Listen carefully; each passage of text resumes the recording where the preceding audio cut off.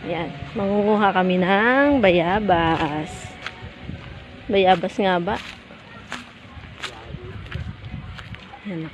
Ito, gusto nyo yan? Oh, sarap yan.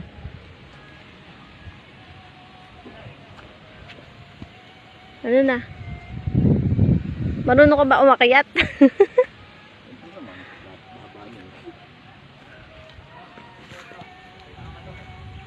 Teka, hindi makakakit.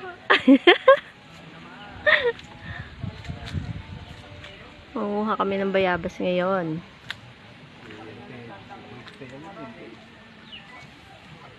Gusto mo yung malambot?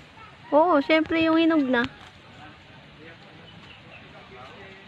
Pangit yung matigas yun.